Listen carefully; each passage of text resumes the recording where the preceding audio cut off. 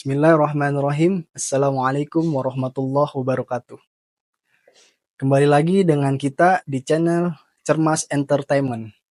Oke, malam ini kita akan membahas dan menjawab pertanyaan dari subscriber. Kenapa orang rajin sholat, sering baca Quran, masih suka kena santet?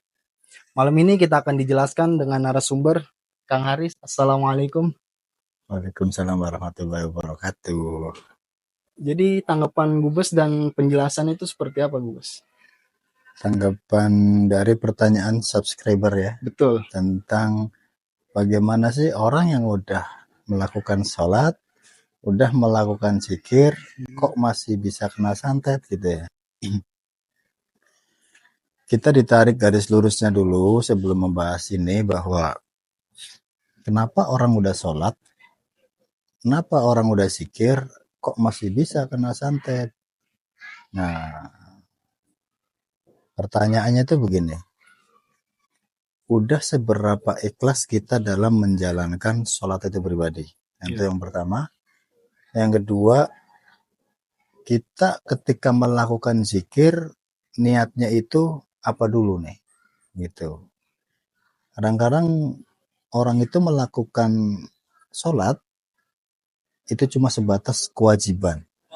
Kewajiban sebagai muslim ataupun orang Islam. Tapi dalam makna sholat itu pribadi kan seharusnya nih, kalau yang paham tentang masalah bab sholat itu bukan tentang masalah kewajiban sebagai orang muslim.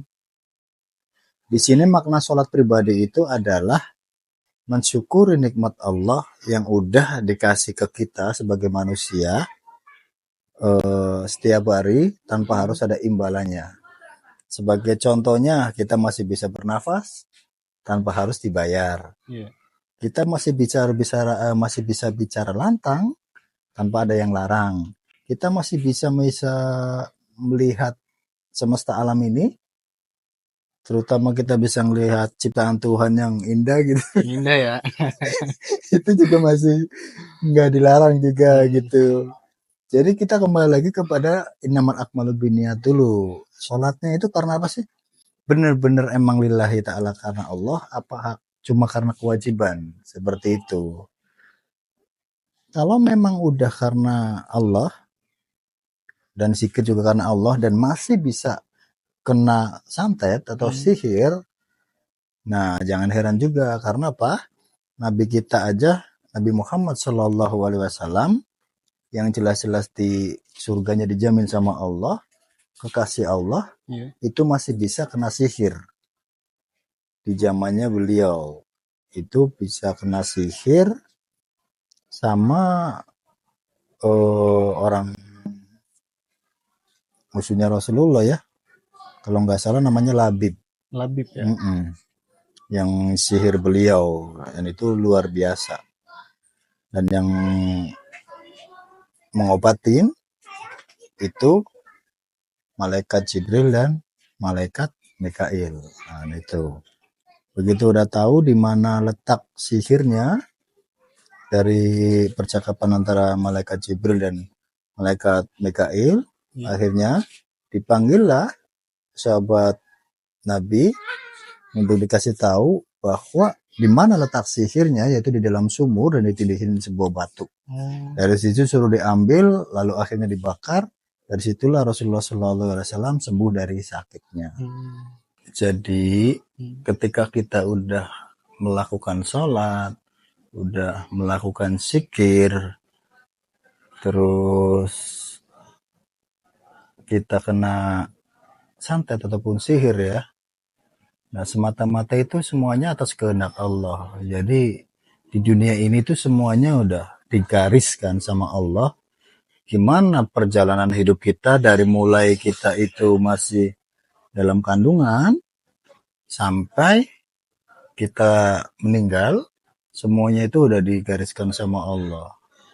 Jadi adapun kalau orang udah melakukan zikir, melakukan sholat, terus masih kena hal-hal yang berbau mistis, yaitu sihir ataupun santet, ya jangan heran, seperti yang saya bilang tadi, karena itu udah kehendak Allah. Poinnya adalah gimana caranya kita bisa menerima ikhlas apa yang udah Allah takdirkan. Itu karena itu suatu musibah, disebut musibah juga ya, atau ujian, dan bisa menggugurkan kita punya dosa-dosa. Seperti itu sih. Untuk lebih jelasnya, ya mungkin di situ. Terus ciri-ciri orang yang kena santet itu seperti apa, Kang Haris? Apakah bisa dilihat dengan mata telanjang atau tidak? Ciri-ciri orang yang terkena santet biasanya itu dia sakit di jam-jam tertentu. Oh, di jam-jam tertentu ya? Ya, di jam-jam tertentu. Dan sakitnya pun aneh. Kita merasakan sakit, tapi ketika kita ke dokter, nggak kedeteksi. Oh, nggak kedetek ya? Itu yang ciri-ciri orang yang kena santet. Dan sering mimpi buruk. Itu pasti. Kalau yang kena santet sering mimpi buruk.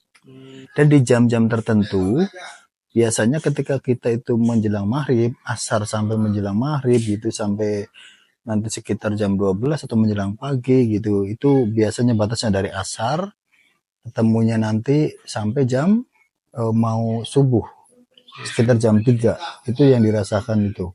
Tapi nggak selalu dirasakan terus, ada yang jam-jam setelah mau maghrib, menjelang maghrib, ada yang setelah jam 9, ataupun ada yang setelah jam 12, pas jam 12, dan biasanya atau jam 3 baru hilang. Itu ada ciri-cirinya gitu. Jadi biasanya itu yang pasti semangatnya juga kurang, menjalani hidup, melakukan kerjaan juga males. Karena sihir pribadi kan banyak macamnya ya. Jadi di sini itu harus dipahami dulu gitu, sihir apa, karena banyak. Dan kalau di Indonesia pribadi itu ada santet, ada bahasanya ya, ada santet, ada tenun gitu, ada terus ada teluh ya biasanya ya. Dan itu beda-beda seperti itu. Ya, mungkin di situ penjelasannya. Terus untuk cara menanggulanginya nih, agar kita itu ya aman lah dari santet-santet itulah namanya. Ada cara ya? Untuk menanggulanginya biar kita itu terhindar ya dari santet atau sihir, kita sendiri kan manusia ya, dimana disuruh Allah itu untuk ikhtiar dan berdoa. Tetap kembali lagi kepada kehendak Allah. Tapi yang Rasul ajarkan kepada kita, yaitu Nabi Muhammad SAW, yang diajarkan ke kita kepada umatnya itu, sebelum melakukan tidur, yang pertama kita selesaikan dulu, kalau belum sholat fardu. Seumpama isya, nah kita isya, habis sholat isya, terus kalau bisa mah dengan sholat sunnah lainnya.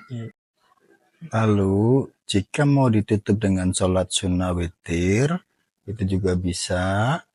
Nah, sebelum melakukan tidur, dalam keadaan suci tadi, habis sholat witir ya terakhir, barulah sebelum baca doa tidur, bacalah surat An-Nas, Al-Falaq, masing-masing 3 kali ya,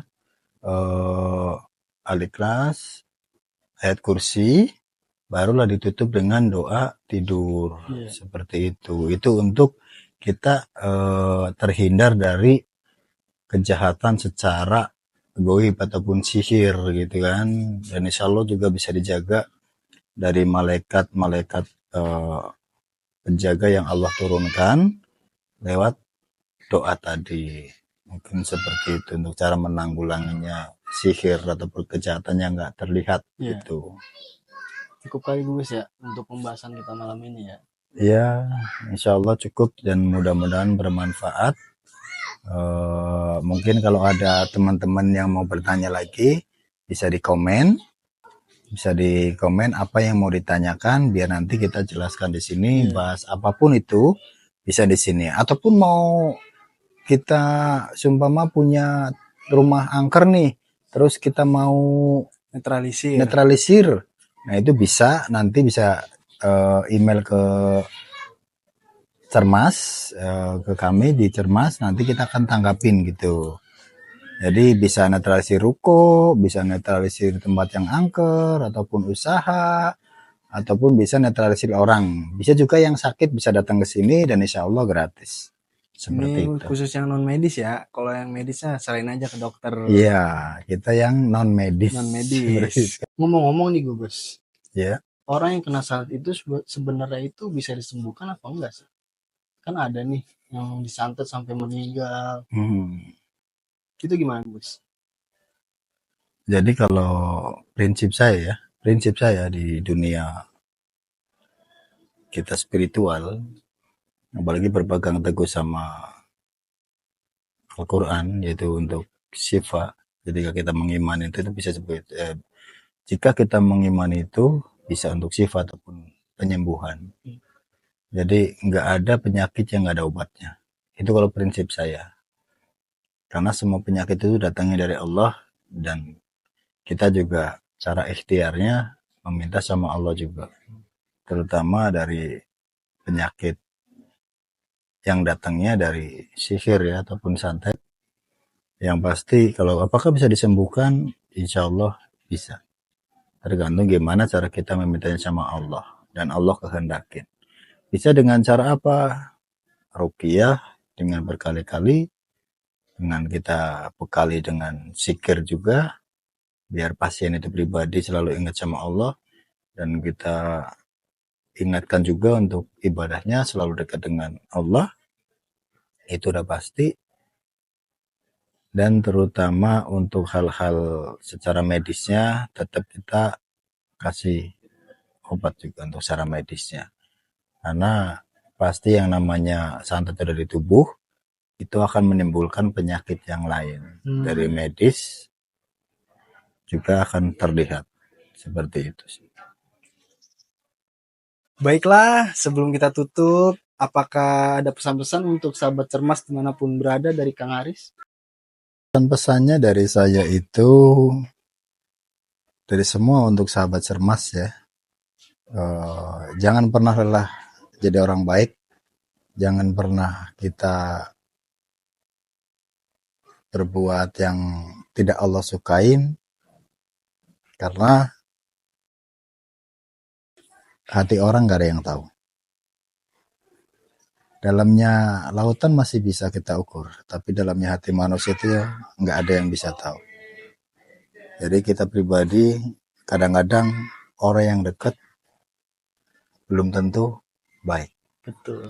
Kadang-kadang kita itu menerima cobaan ataupun boleh dibilang kena santet atau sihir ya, itu dari orang-orang yang dekat. Yang dekat benar-benar kenal dengan kita. Karena media santet itu nggak asal cuma dari nama doang.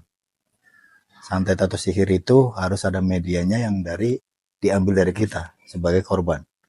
Sebagai contohnya rambut, kuku, ataupun baju yang kita pakai. Dan itu bisa untuk jadi media santet ataupun sihir. Jadi pesan saya itu selalu ketika potong kuku, taruhlah yang rapi ataupun simpan yang rapi. Kita potong rambut, kita juga harus hati-hati karena takutnya disalahgunakan orang untuk hal-hal untuk kejahatan ataupun sihir gitu ya. Seperti kita punya baju gitu, yang ditakutkan itu orang-orang suka iri kepada kita atas pencapaian kita punya, dia enggak gitu, sampai akhirnya menimbulkan rasa iri yang berlebihan dan melakukan segala cara untuk bikin kita sakit. Jadi mungkin itu dulu untuk pesan-pesan saya, dan selalu jaga ibadah, dekat sama Tuhan, perbanyak zikrullah, biar terhindar dari hal-hal yang tidak diinginkan ataupun kejahatan secara gaib, tanda kurung itu sihir ataupun santet. Mungkin sekian dulu dari penjelasan saya seperti itu. Baiklah sahabat cermas dimanapun berada, sepertinya pembahasan kita malam ini sudah cukup dan sudah dijelaskan juga dengan narasumber kita yaitu Kang Haris. Ya, sama-sama. Bila ada salah-salah kata dalam penyampaian kami, mohon dimaafkan yang sebesar-besarnya. Wabillahi taufiq walhidayah. Wassalamualaikum warahmatullahi wabarakatuh. Waalaikumsalam warahmatullahi wabarakatuh.